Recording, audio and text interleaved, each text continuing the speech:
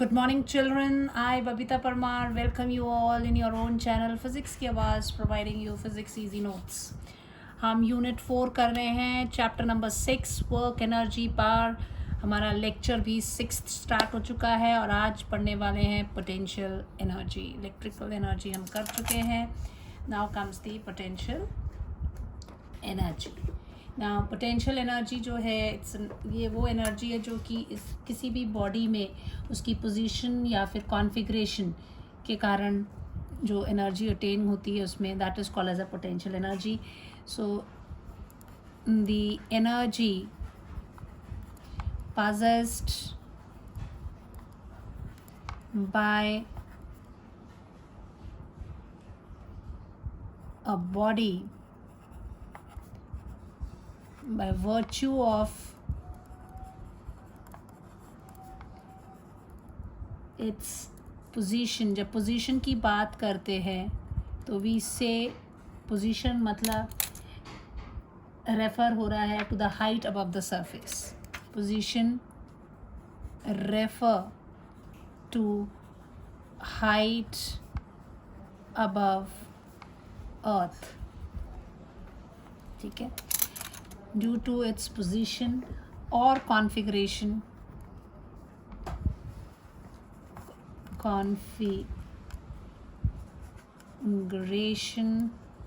जो कॉन्फ़िगरेशन की बात मैं कर रही हूँ ये रेफ़र करता है to arrangement of the shape of the body. ठीक है.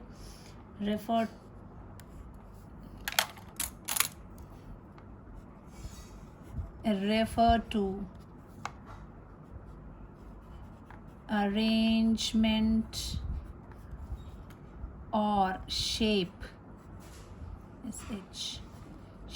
of body. So by virtue of its position or configuration is called potential energy. अब जैसे हम जब किसी चीज़ को सर्टन हाई पोजीशन पे लेकर आ रहे हैं बट तो हमने कुछ काम किया हुआ है तो वो जो हम काम कर रहे हैं that is stored in it is a form of energy. So एक स्टोर्ड एनर्जी की तरह होती है. इट्स अ स्टोर और इसमें कुछ काम करने का पोटेंशियल होता है उस एनर्जी में जो कि स्टोर होती है बॉडी के अंदर, इसीलिए उसको पोटेंशियल एनर्जी कहा जाता है. सो इसमें एग्जांपल्स आप दे सकते हैं. That is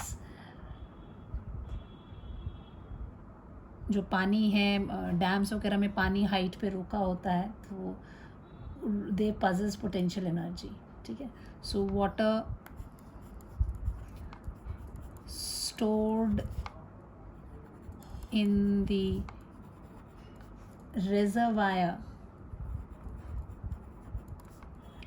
of dams possess potential energy. ठीक है. देन स्प्रिंग में जैसे घड़ी में है तो हम चाबी देते हैं तो जो चाबी दे के उसको स्प्रिंग सा लगा होता है जब गोल गोल घुमाते हैं तो जो वूंड स्प्रिंग होती है वॉच की उसके पास पोटेंशियल एनर्जी होती है. ठीक है. Wound spring of wrist watch has potential energy. जब हम तीरंदाजी करते बचपन में कर रहे होते हैं ना तुम लोग तो जो स्ट्रेच्ड बो होती है बो और एरो का जो में उसमें पोटेंशियल एनर्जी होती है जो स्ट्रेच्ड बो. सो दी स्ट्रेच्ड धागा सा पीछे की तरफ वो खींचते हैं वो stretched bow and arrow system has potential energy. So हमने work is done by the force उसको स्ट्रेच करने के लिए हमने उसको खींचा तो जो हमने खींचा उसको तो वो हमने वो एनर्जी उस बॉडी को दी है बो एंड एरो सिस्टम को तो वो फिर पोटेंशियल एनर्जी की तरह उसके अंदर स्टोर्ड है. हमने जब चाबी की वो जो घड़ी में घुमाते हैं ना जब आप कहते हैं चाबी देनी पड़ती है तो सेल एक तो सेल वाली घड़ी होती है एक होती है जिसमें हम चाबी देते हैं कहते हैं चाबी दे के रखो ताकि घड़ी चलती रहे. तो हम ऐसे उसको स्प्रिंग उसके अंदर एक स्प्रिंग होता है उसको हम ऐसे मोड़ते जाते पूरा टाइट हो जाता है, तो वो सारी एनर्जी हमारे घुमाने से तो उसके अंदर स्टोर हो जाती है एज अ पोटेंशियल एनर्जी। अब इसमें टाइप्स ऑफ पोटेंशियल एनर्जी की बात कर लेते हैं।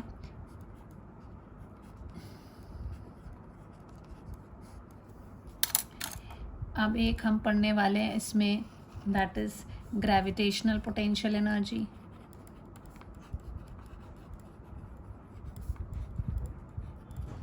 सो ग्रेविटेशनल पोटेंशियल, ये धरती के ऊपर उसको सर्टन हाइट पे वो पोजीशन लेके जो एनर्जी आती है, that is gravitational potential energy. Then we have a elastic potential energy.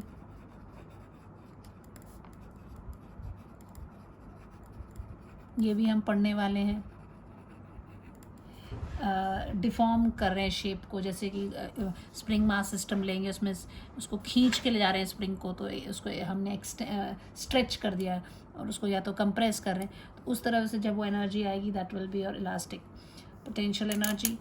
अब इसकी बड़ी बात यूनिट, क्योंकि जब भी कोई चीज़ पढ़ते हैं तो हमेशा हमें ये चीज़ें पता होनी चाहिए। तो यूनिट तो एनर्जी है तो सेम होनी है तुम्हारी, बोलो फटाफट दिमाग में लाओ। SI unit joule and CGS unit. कभी कैपिटल से नहीं लिखना चाहिए स्पेलिंग जब लिखते हैं, सिंबल इज कैपिटल, जैसे न्यूटन में भी स्मॉल जे से।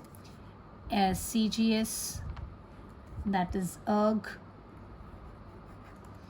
And 1 joule is always equal to 10 raised to the power 7 अर्ग, ये याद रखना है। 1 Newton is equal to 10 raised to the power 5 dyne होता है। Then comes the dimensional formula.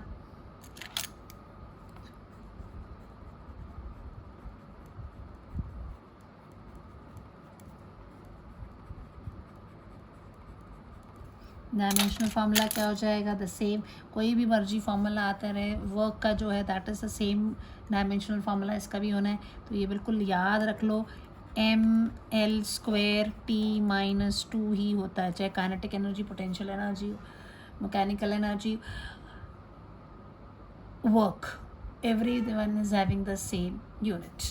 Okay, ये तो हुआ भाई पोटेंशियल एनर्जी के बारे में। Now what is gravitational potential energy, derive the expression for it। और उसको करने से पहले एक चीज़ मैंने आपको पिछले लेक्चर में बताई थी कि आपने याद रखना है कि डिफरेंस इन पोटेंशियल एनर्जी एक बहुत बहुत बहुत इम्पॉर्टेंट चीज़ है जो कि आपको याद रखनी है, important to remember. I write with green pen here, ये बहुत इम्पॉर्टेंट चीज़ है, that is change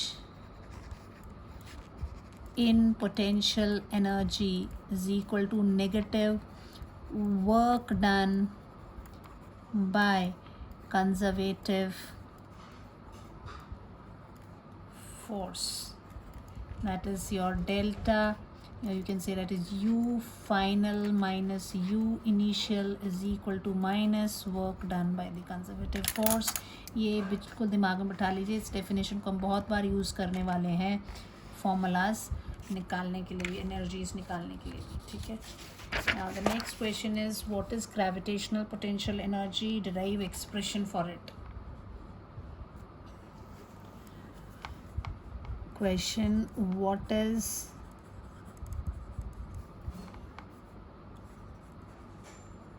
gravitational potential energy, derive expression for it। इसके लिए आपको एक्सप्रेशन निकालना है। Now what will do is, पहले तो सबसे पहले इसको डिफाइन करेंगे। Gravitational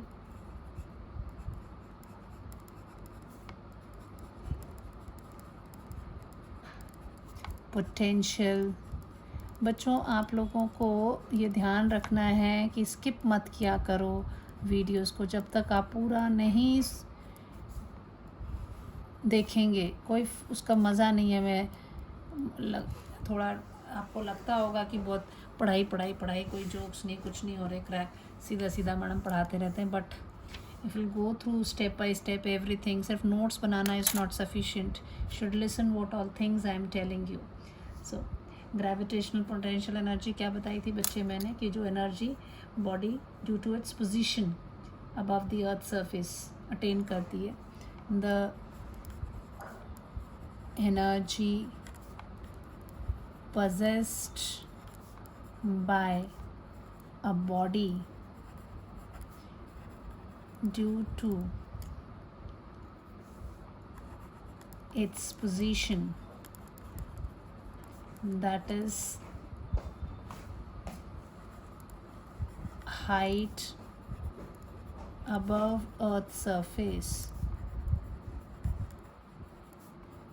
is called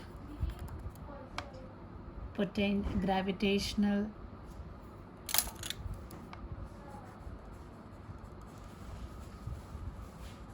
potential energy.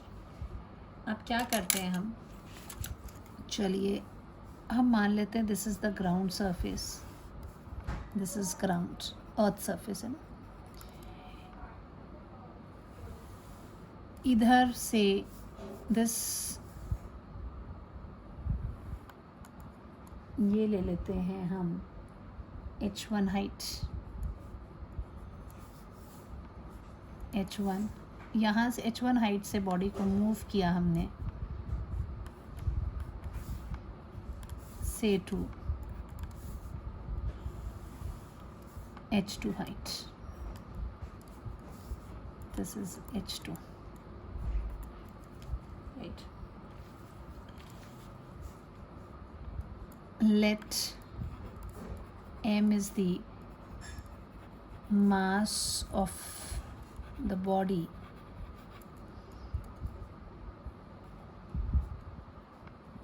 at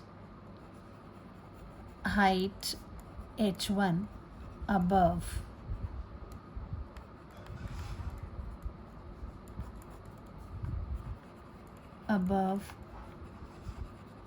earth surface. Earth surface के ऊपर ये मान लीजिए मास ऑफ द बॉडी है ये, दिस इज एम, इसको हमने h1 हाइट अबव है ना, this is h1. h2 is height above earth to which the body is moved from h1. यहाँ से यहाँ को इसको आपने मूव कर दिया, ठीक है. तो डिस्प्लेसमेंट कितना होगा, this is the displacement. This displacement will be h2 minus h1, ठीक है. Now what we'll do is, अब हम निकालेंगे that from definition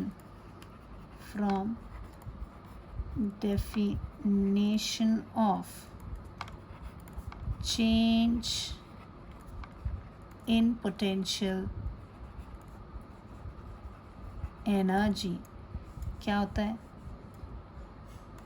change in potential energy is equal to negative work done by conservative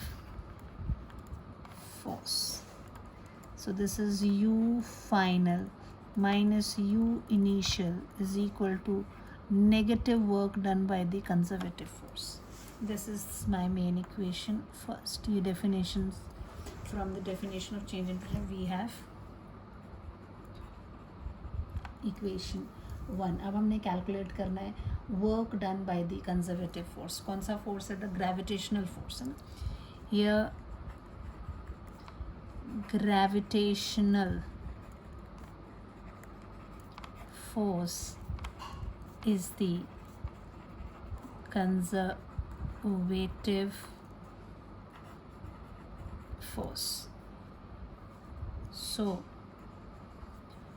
work done by it to move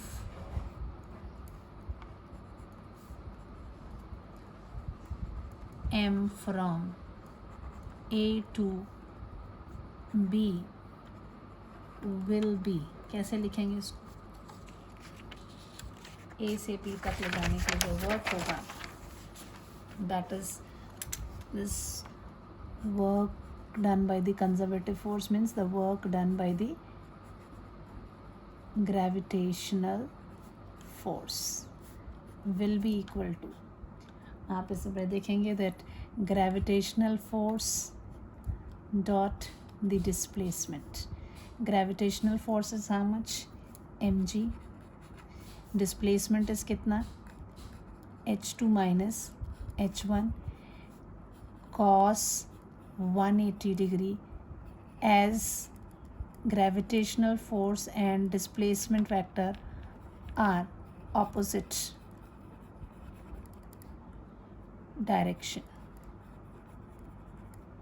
are in opposite direction. So this will be equal to minus mg h2 minus h1. This is the work done by this conservative force. Substituting this in equation number 1. Substituting this in equation 1, क्या हो जाएगा? u final minus u initial is equal to minus mg h2 minus h1. So this is equal to mg h2 minus h1 u final minus u initial आ रहा है, right? Now ये assumption की जाती है कि हम अर्थ का सरफेस पे जो है that potential energy is 0. To find out एक assumptions, it is assumed that on the surface of earth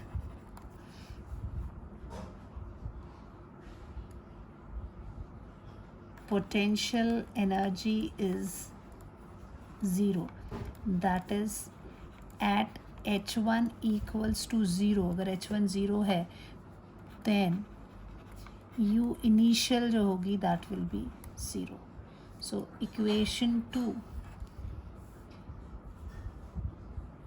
therefore equation 2 can be written as u final minus 0 is equal to mg h2 minus 0, or you can say u final is equal to mg h2. So in general, gravitational potential energy is equal to mg h.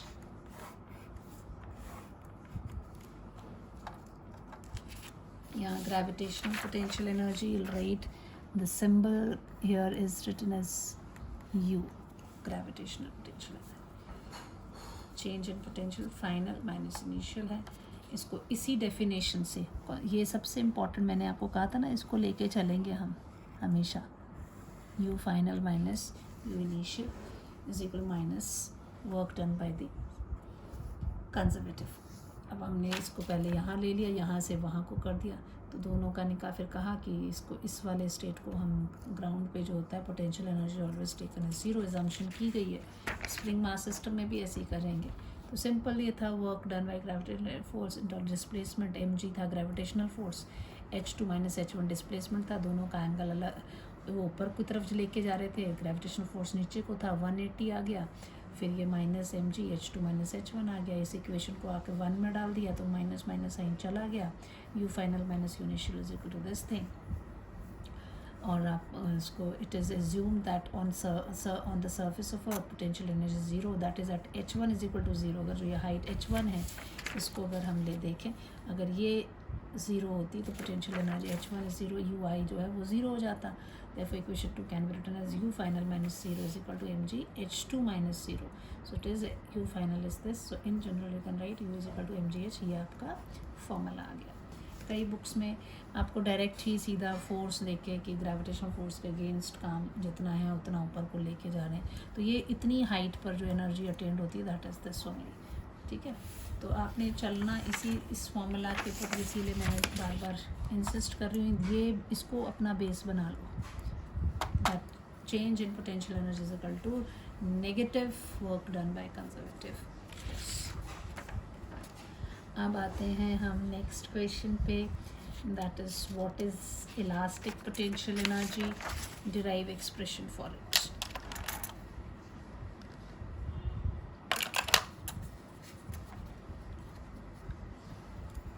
Next question, what is elastic potential energy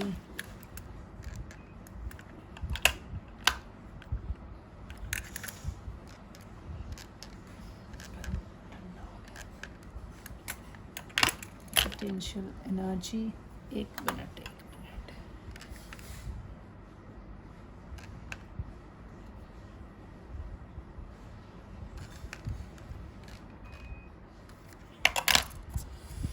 what is elastic potential energy, derive an expression for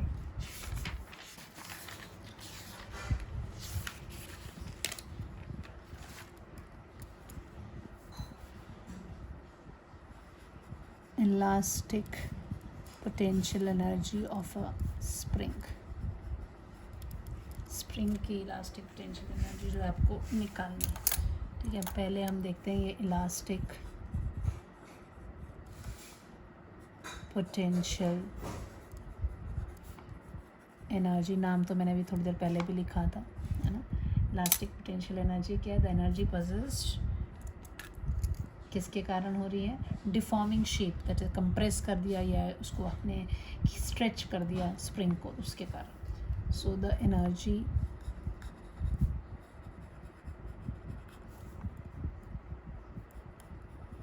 possessed possessed by a body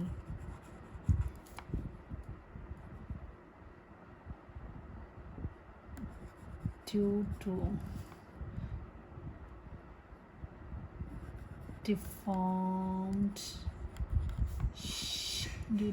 its deformed shape, that is either by stretching or by compressing,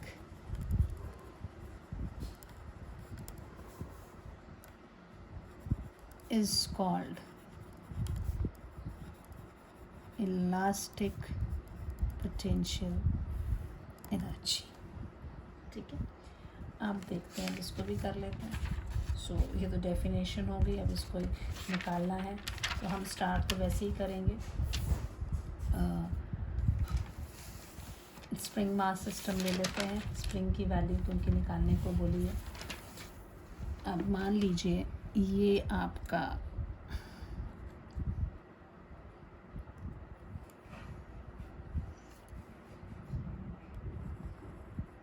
ये rigid support से ये आपका weightless spring जो है ये लगा है, इसके साथ ये मास m लगा हुआ है, ठीक है।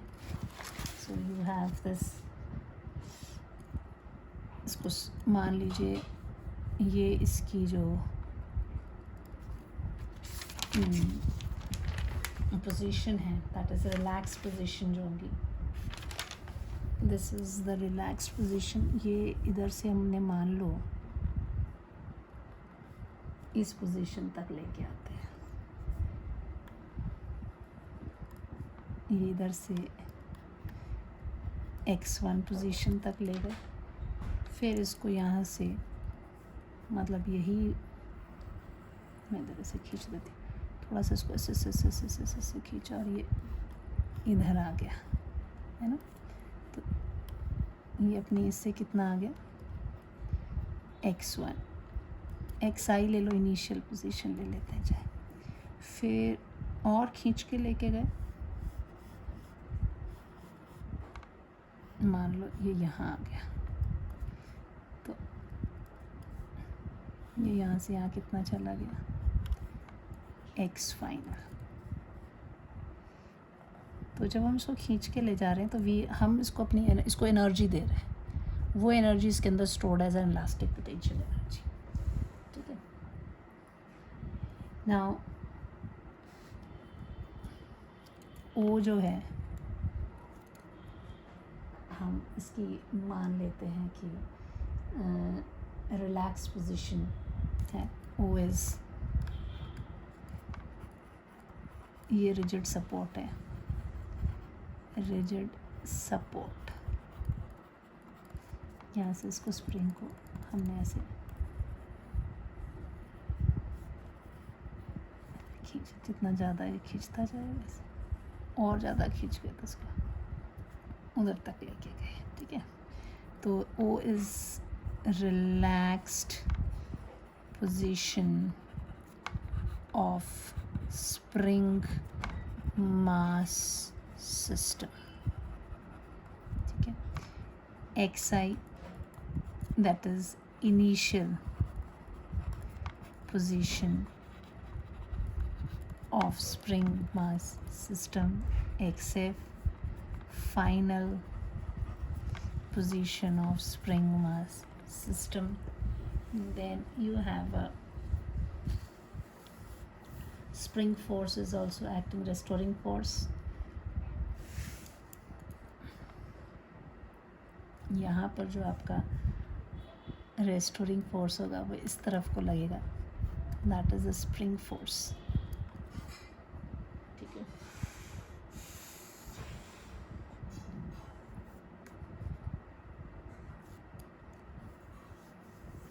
ये जो पोटेंशियल एनर्जी होती है, ये इनविजिबल सी एनर्जी है, ये हम देते हैं सिस्टम को, जैसे खींच रहे हैं तो हम कुछ कर रहे हैं, वो उसके अंदर स्टोर हो रही है एनर्जी, ठीक है।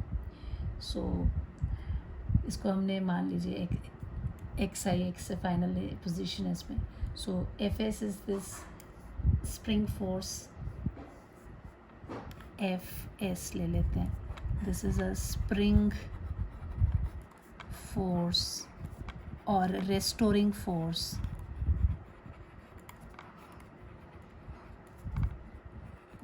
developed in a spring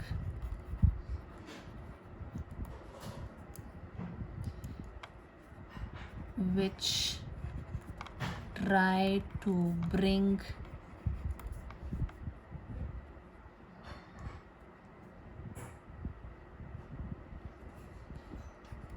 the system back to its original position, and fs जो है वो proportional होता है to the displacement, and negative sign is there because opposite, proportional to displacement but proportional to displacement but opposite in direction, therefore f is equal to minus kx, where k is spring constant, right? Now what we'll do is, ये तो चलो इतनी information हमें होगी, displacement पता लग गया, force पता लग गया। नाउ अकॉर्डिंग टू डेफिनेशन कौन सी यूज़ करनी है बेटे, according to definition of change in potential energy, ये वाली आप यूज़ करोगे. Change in potential energy we have direct आप लिख सकते हैं.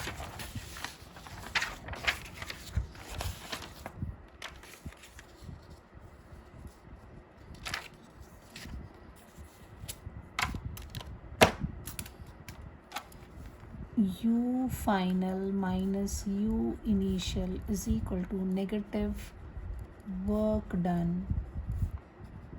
by conservative force. That is U final minus U initial is equal to minus WC.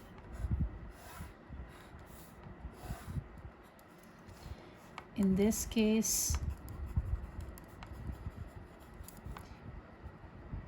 spring force is conservative. हमारा जो फोर्स है कौन है? स्प्रिंग फोर्स जो है वो कंजर्वेटिव है. Therefore, work done by spring force is WC is equal to W spring.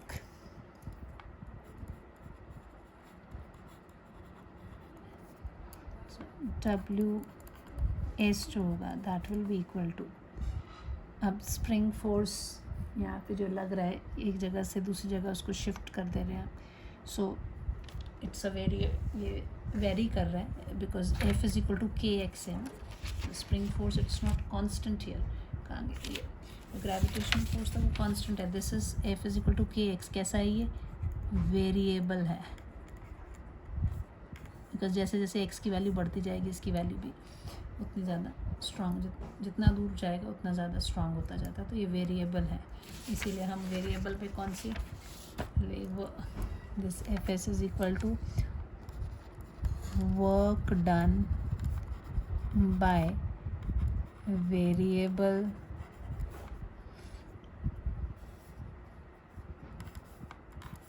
Spring force F S. Variable है इसीलिए integration F S D X करेंगे. कहाँ से कहाँ? X initial to X final करेंगे. एफ एस की value कितनी आई थी हमारी? माइनस के x.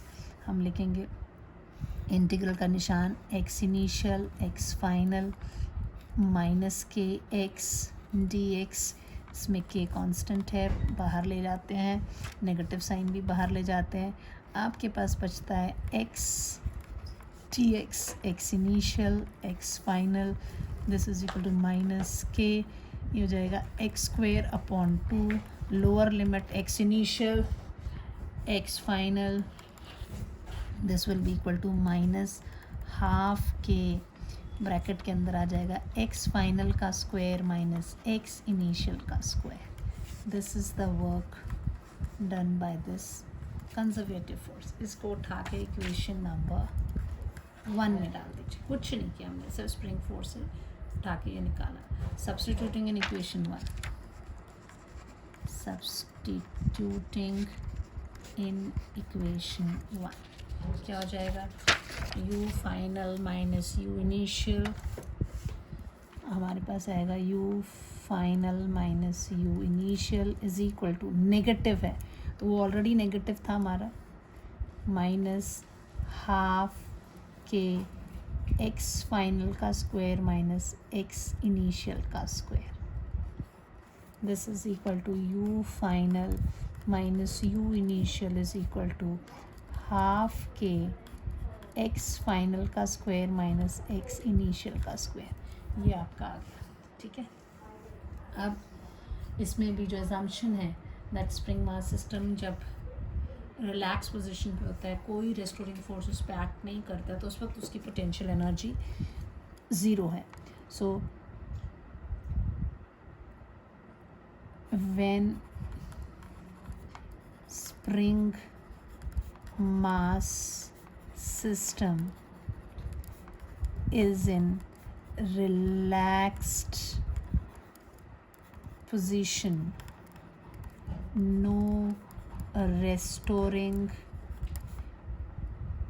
or spring force act on it, therefore its potential energy is taken 0. That is, at x initial is equal to 0. अगर इनिशियल पोजीशन जो है वो 0 होती तो कहाँ हो जाता? रिलैक्स पोजीशन पे आ जाता. रिलैक्स पोजीशन होती तो फिर क्या होना था? u इनिशियल 0 हो जाना था. तो ये above equation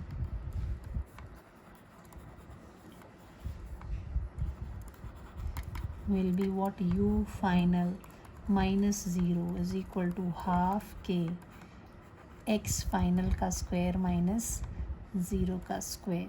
So U final is equal to half k x final square, or in general you can write U is equal to of a spring, spring mass system, is equal to half k x square. हम चले उसी से थे जो मैंने कहा था आपको ध्यान रखना है, चेंज इन पोटेंशियल. इस तरह से ये आपकी वैल्यू जो है वो आ गई. अब इसके बाद हमने कर लिया पोटेंशियल एनर्जी, कर लिया इलास्टिक पोटेंशियल एनर्जी, कर दिया ग्रेविटेशन. नाउ एक चीज़ हमने करनी है, that is an expression of graph से इसकी इलास्टिक पोटेंशियल एनर्जी निकालनी है of a spring from a graph. ठीक है. अगर क्वेश्चन किस तरह से ट्विस्टेड है वो देखना है कि मान लीजिए आपको क्वेश्चन दिया है, क्वेश्चन को यहीं लिख देते हैं. ठीक है, पेज क्यों वेस्ट करना, क्वेश्चन यहाँ लिखते हैं. Question is derive an expression of elastic potential energy of a system from the graph से बोला है किसके बीच में, between spring force and displacement of spring. इस ग्राफ के हेल्प से आपने, ये तो हमने जनरल निकाल दिया, अब अगर ग्राफ से निकालनी है तब क्या होगा. तो व्हाट विल डू इज, पहले तो स्प्रिंग मास सिस्टम में देखेंगे कि इन स्प्रिंग मास सिस्टम होता क्या है. स्प्रिंग फोर्स जो है वो एक्ट करता है, and I'll see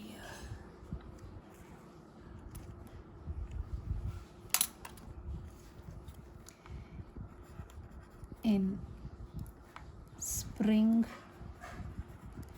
mass system we have spring force or restoring force,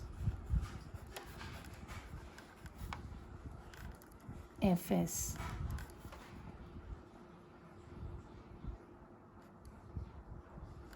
comes into existence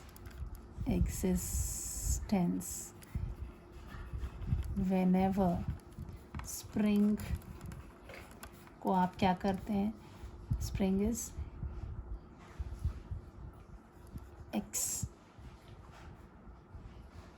expanded और compressed, कुछ भी करेंगे तो वो आती है. compressed from its relaxed position. तो ये स्प्रिंग मास सिस्टम में ही आता है, and this is directly proportional to the displacement and directed negative sign as direction is opposite. हमारे पास है कि fs is equal to minus kx. This is what we have. तो यहाँ से f जो है fx ये जो होगा, अगर फ्रॉम हियर ये वाली एक्सप्रेशन से इफ x इज पॉजिटिव, यानी कि आपने क्या किया है, स्ट्रेच किया है, स्प्रिंग को स्ट्रेच किया है, देन f की वैल्यू क्या हो जाएगी, जब इसको आपने स्ट्रेच किया है तो fs is negative. If spring is compressed, x क्या हो जाएगा, नेगेटिव, देन fs क्या हो जाएगा, पॉजिटिव. यानी therefore the graph will be as, कैसे हम इसको ड्रा करेंगे, जब ये पॉजिटिव है तो ये नेगेटिव आता है. इफ टेक दिस फोर्स और यहाँ को अगर हम डिस्प्लेसमेंट लेते हैं तो जब ये पॉजिटिव साइड में आएगा तो इसमें इसकी वैल्यू क्या हो जाएगी, नेगेटिव. तो graph will be something like this. ऐसा ग्राफ बनेगा. इसमें देखो, इस पे इसकी जो वैल्यू आ रही है, इतना पॉजिटिव ये वैल्यू है. अगर यहाँ देखेंगे तो ये समवेयर, जब ये इसकी यहाँ पे इस तरफ को जा रहा है, दैट मीन्स इधर को आप लेंगे एक्सपेंशन हो रही है. अगर कंप्रेशन की तरफ देखते हैं तो इस तरफ ये value. This is what origin, this type of graph will be there. किसके बीच में, F is your spring force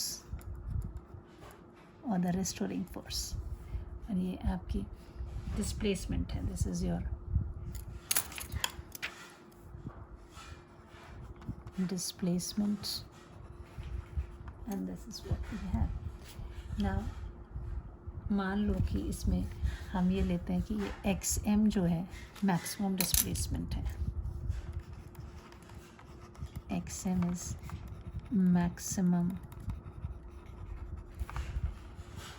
displacement है इसका, या you can say maximum extension of spring है. एक्सटेंशन ऑफ स्प्रिंग, इतना सबसे ज़्यादा उसको खींच के लेके जाए. So the work done, we no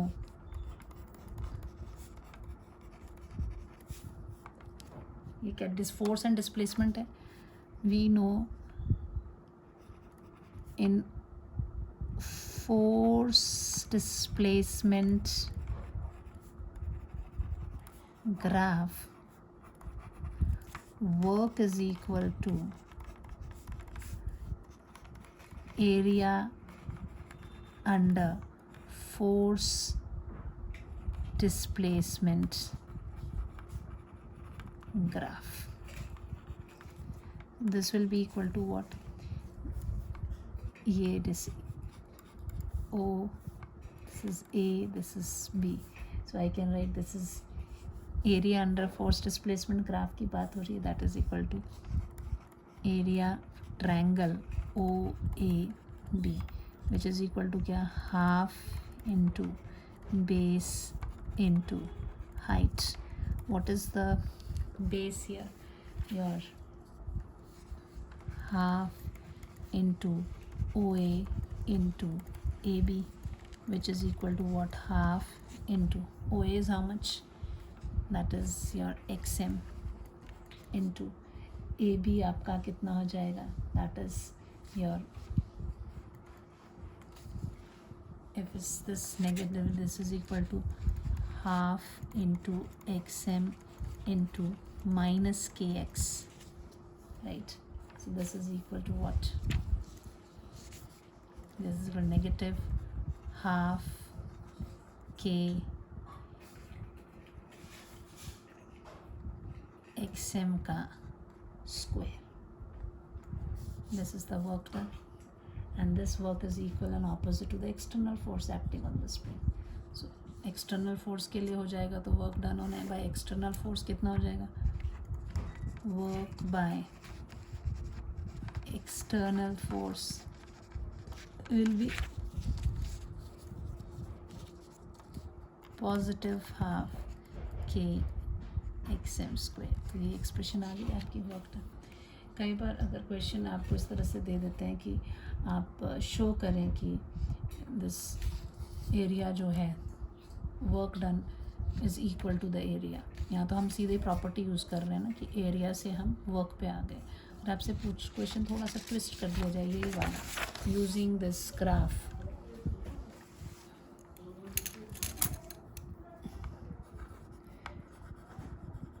using force displacement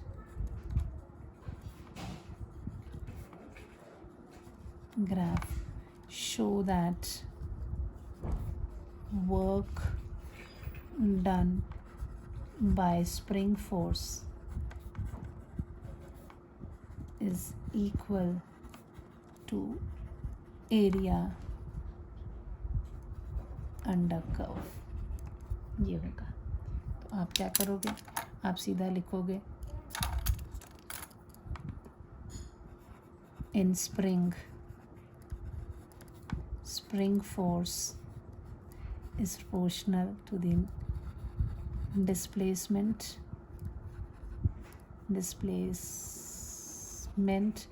so Fs is equal to minus kx, k is spring constant. So when spring extended, spring compressed, दोनों चीज़ें एक्सटेंड करेंगे तो x जो है वो पॉजिटिव एंड fx जो है fs जो होगा दैट इज़ नेगेटिव. कंप्रेस करेंगे तो x is negative and fs is positive. Therefore graph obtained will be, ये तो बिल्कुल सेम ही हुआ, obtained will be यहाँ तक सेम है, ठीक है. ये फोर्स हो गया, ये x, ये डिस्प्लेसमेंट हो गया, और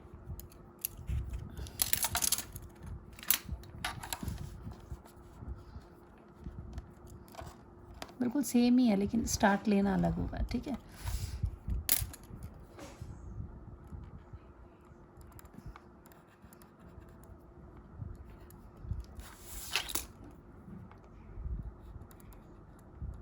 Fs स्प्रिंग फोर्स, जब ये पॉजिटिव है तो ये नेगेटिव में जाएगा, जब ये नेगेटिव साइड का है तो पॉजिटिव की तरफ जाएगा.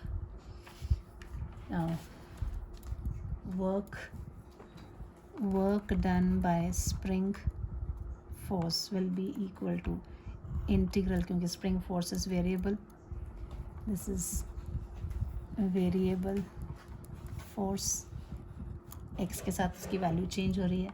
So this will be Fs dot dx, ठीक है.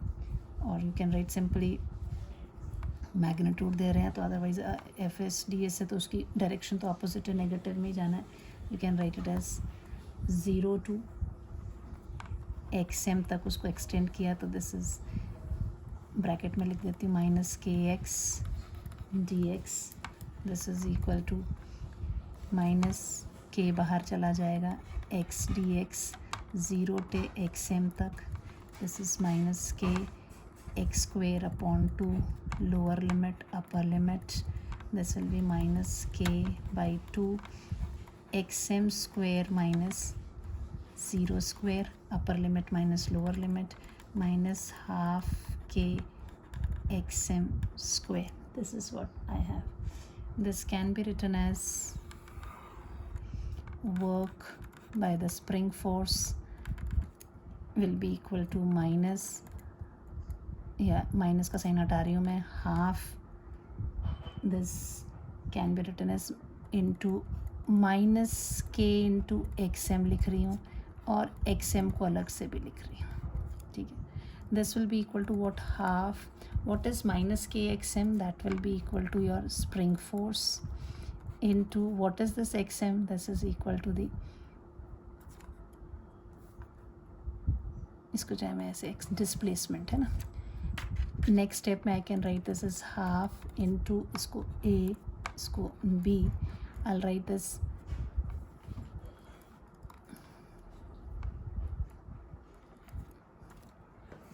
ये OT, इसके बाद half OT into OA, this can be written as half into OA into AB which is equal to half into OA is what, base, into AB is what, height. This is equal to area of triangle OAB which is equal to area under force displacement curve.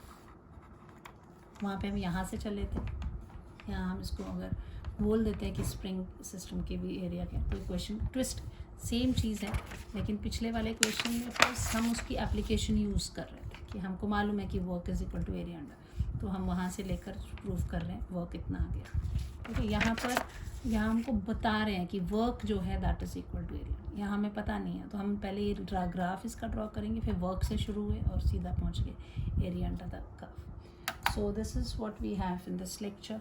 Next lecture जो है पिछले दोनों lectures का mixture है, उसमें सारे numericals, कुछ reasoning के क्वेश्चंस होंगे जो कि आपने बहुत ध्यान से करने हैं. तो ये दोनों लेक्चर मेरा 5th एंड लेक्चर 6 बहुत अच्छी से रिवाइज़ करिए इससे पहले कि हम लेक्चर 7 स्टार्ट करें. Thank you, have a nice day.